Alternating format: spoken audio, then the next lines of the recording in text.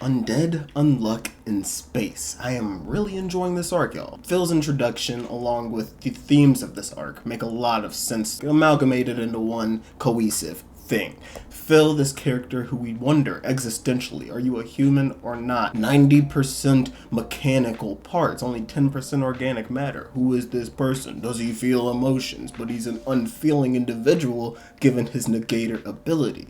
It's a lot of cool stuff. It really fits the whole themes of a sci-fi mystery arc. However, some people apparently are not enjoying this arc as much as I am, as much as a lot of others are. It's just a very divisive arc, and that's what I want to talk about today, y'all. It's a very serious topic, because this is Undead Unluck. This is my life, my love. No, it's not. But nonetheless, let me get serious. Let's kick it back for a second, and let's talk about it. And if you're new around here, the name is Darzus. This is the D-Trope. We make anime and manga videos. We would appreciate if you subscribed. It don't cost nothing to show Leave a like, and if you really could, I'd appreciate this a lot. Leave a comment how you're feeling about this current arc, Undead Unluck in Space. As I've said, I like it, but there's a lot of valid criticisms towards what's going on, along with also, I think, a kind of forward-seeing look at what Undead Unluck could potentially be holding for the future, but we'll get into all of that after a quick summary of chapters 154 through 159. So following the same sort of pattern which has been established this second loop, Fuko sets the situation. We're going up to space in order to save Phil and his mother before he potentially gains the ability Unfeel. With a couple more crew members under our belt, we had a little bit of deliberation to figure out who was going to be the crew to take on this task. And even with a little bit of mischief during the decision-making process, we figure out the crew for the mission. Fuko, Creed, and Nico will all go to space in order to try to save Phil and his mother from whatever is attacking them. I gotta make that a point, because at this point we did not know what was up in space lurking. So as the main crew began their preparations in order to go to space, the two toddlers, Gina and Sean, had something to say. Feeling slighted by the fact that they were not chosen, they hatched a plan in order to make their way to space. Although they figure out something, there is an actual restriction in order for them to get there. There is a weight limit on that rocket ship, and both their weights combined would be going over this limit. So Gina, being the hard-boiled, cool chick she is, tells Sean, we need you to evolve your ability. We need you to mask your entire being, not just being unseen, not just being able to make people invisible, but make you not there at all. Make your weight even go down to 0 so that they can hop aboard this ship. And I think it's interesting just looking back on this, because I was loving it right here. I think Undead Unluck was just hype, as hard, as amazing as it's ever been at this point, because we're just seeing how people striving for what they want, achieving the individual they want to be.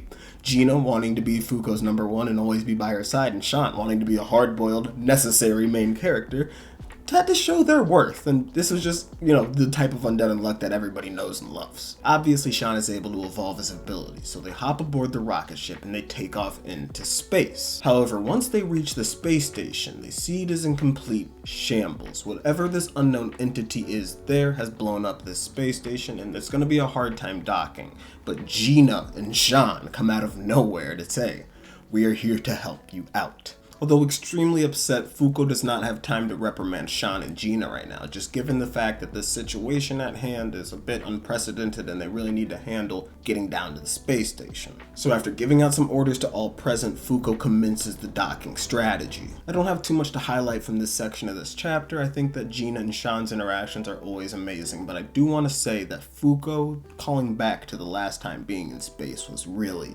dope. Thinking about her interacting with Luna, seeing just Ragnarok, the gods from Muspelheim coming, destroying everything.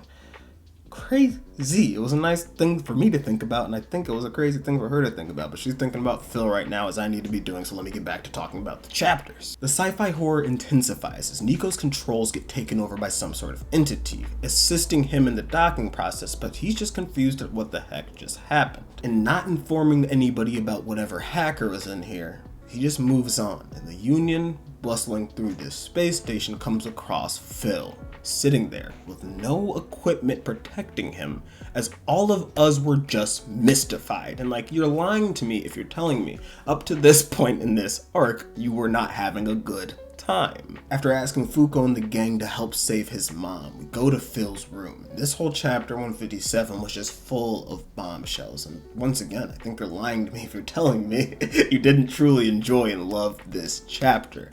Figuring out that Phil is basically kind of just a robot, an android of some sort, 10% organic matter, 90% a mechanical body. It was interesting thinking about science, the way Nico had been talking about it, how it's only meant to help people. This sort of existential question of, did his mom even help him?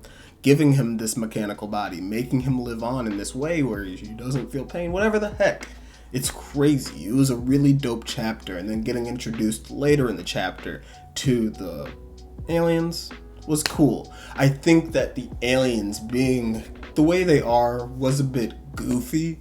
They definitely are very plot devicey, and that's the one thing that I could touch on it now, but I do have a sort of issue with right now within Undead Unluck. If we do continue down this same sort of path where we are just going to get introduced to a mini arc, we go on this arc to get introduced to a negator, see their tragedy, try to prevent it or whatever it may be, everything which happens is just so inconsequential. It's just so pointless. It's going to be very as much so just meandering through everything until we finally get upon something important. There's no sort of long lasting impact of anything which is occurring right now. These aliens which have been introduced are a plot device. They have no long lasting impact after Phil, obviously in later chapters from now, just bops them and unlocks his abilities and whatnot.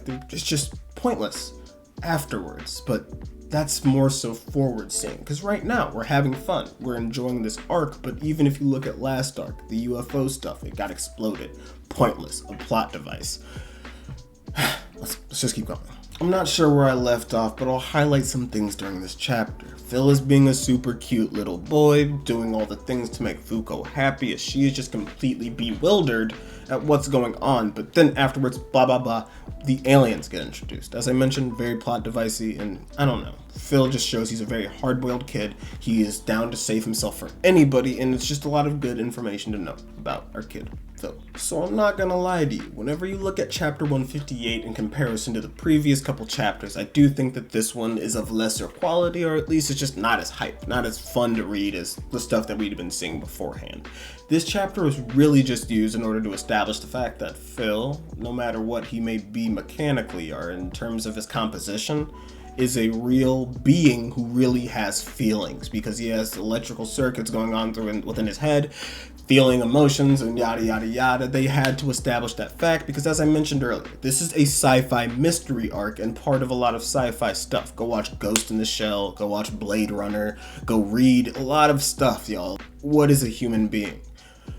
Are these people or these entities, I guess to say, something like Phil, which is potentially an android, potentially a robot, are they people? Do they have feelings? It's a very pointless and complex conversation, but Yoshifumi obviously touching on the day and age we are currently in, where AI is finally getting released to consumers and whatnot, just wants to, hammer your heads a little bit. Undead Unluck, he always wants to talk about something a little bit deeper than the surface level stuff, and I think a chapter like this just exemplifies that. But I do think the way in which we go about it, just this sort of haphazard shot, like a fight of us shooting at aliens and whatnot, it was kind of funny, kind of goofy, but we get introduced to Phil's mom, a hard-boiled lady. She's over here trying to sacrifice herself. Everybody's trying to sacrifice themselves. It's annoying.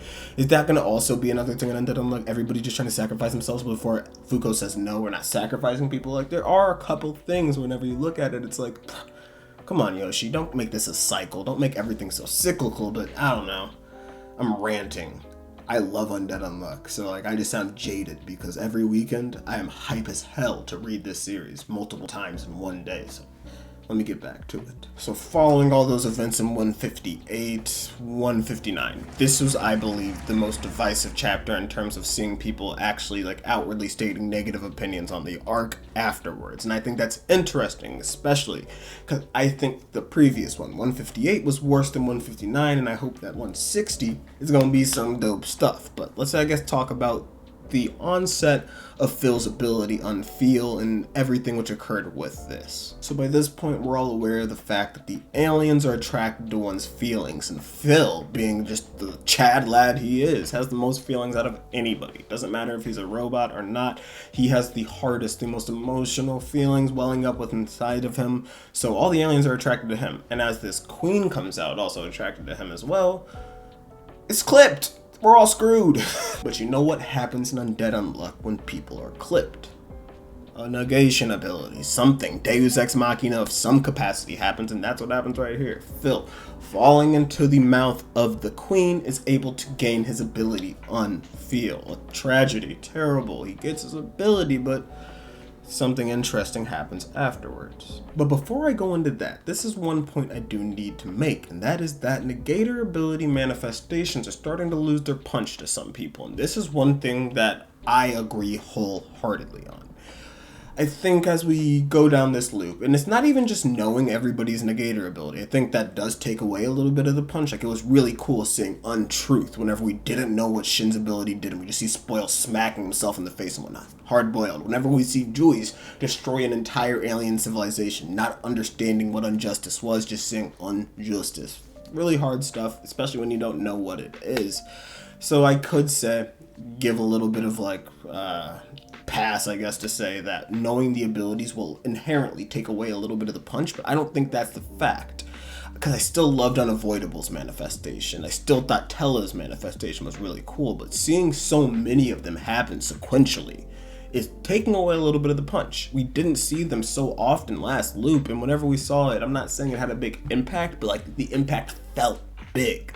And just seeing so many occur concurrently this second loop is just...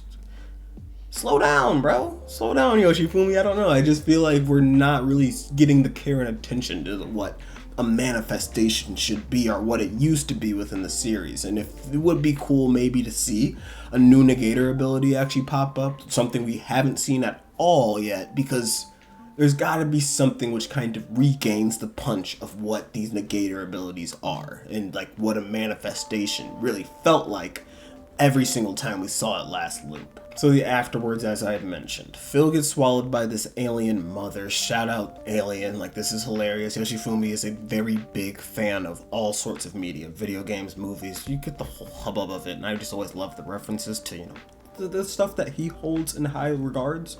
Nonetheless, there's multiple artifacts within here, one of them which he obviously is going to don, pick up, the Entruster body. I don't know what to even call this, really. It's a very interesting artifact, I think, and I hope he gives us a bigger explanation maybe next chapter, or it's going to get just pushed off into like an actual physical book talk about thing. Annoying as heck. Nonetheless, the other two, we don't really know what they are, or even if they're artifacts, there's that gun that Phil dons as well as that sword that Phil dons.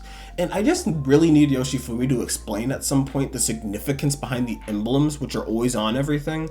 How there's the Union emblem and the one that underdons. He never explains those, and they're just on a lot of things, and I don't know how like they would just be floating throughout the world, and I just... Hey, Undead Unluck's my goat. This mechanical body type artifact, the Entruster, is one which nobody but Phil can actually don. And that is due to the fact that anybody who uses this has their feelings extracted and is left debilitated upon use, as well as the fact that the user must offer their body to the artifact. But the potential behind this artifact is vast, and Phil even kind of gets a sliver of that right here because he sees some of those past memories which apparently power up this artifact. The artifact states that it uses all memories of past users in order to power this thing up, and Phil sees all of those past memories of his past life within there, and he's like, dang, I guess I really was Himothy, and he becomes Timothy. He explodes through there. I'm really skipping through a bunch of things, but like there's not much to say, and I get why some people are upset. Yoshifumi is just speeding through things like the Entruster artifact. That was some really interesting stuff to just throw upon us. You just introduced this thing which was apparently always been Phil's body. He gets the Blade Runner artifact just installed into his body. He starts doing rip type stuff, Andy body blades. Like he just starts doing everything and becomes his own Gundam mech. And we barely get to understand why, how, I know he gives us as much of an explanation as truly necessary, but I just want him to slow down. I really want him to slow down, but that's not even, I guess, the end of some people's complaints. And you may think I sounded like I'm complaining, but I'm just sounding like a real ass dude, because I like to read things. I like to try to comprehend them with some sort of efficiency. And just like Yoshifumi hasn't been tying things off as concisely, as nicely as he used to do during this arc. But I love this arc. Sci-fi is one of my favorite genres, and I think Yoshifumi is doing it really well. Every single arc, and that's one thing that I do have to hammer home, every single arc in this second loop has been a true, I guess to say, personification of what that ability is for that user. Sean being a literal performer, wanting to be seen. Creed wanting to, not be avoided. Literally gets into a place where I want to beat your butt. Tella, Billy, come on, y'all. And Phil having this ability unfeel. He had to get brought up in some sort of way, which is going to perfectly fit what he does. And I think the way Yoshifumi was able to portray that in this sci-fi fantasy arc has been doing it well. It's a very intricate ability which he has, and a very intricate topic which Yoshifumi is trying to touch upon. I think he's doing it well, not as well as some people like him to be doing, and that's the only thing that I gotta touch upon real quick. And that's the funny part, y'all. So I just went through my notes. I don't really make notes. I just haphazardly jot a couple things down and hope I touch upon those in the video. But I looked through them, and in terms of the gripes which people are having with this arc, I touched on them all. And I think they're all things which, as I've said, valid criticisms, but they're just, it's points. They're just things. Undead Unluck isn't the best manga out, I promise that. But it's my favorite manga out. It's not going to be 20th Century Boys. It's not going to be One Piece, dog. And you can look as analytically as you want to at the series, but you just got to enjoy it for what it is, what Yoshifumi gives it to us as, and I think he's killing it right now. I love Undead. I'm out of here. That's the way to go.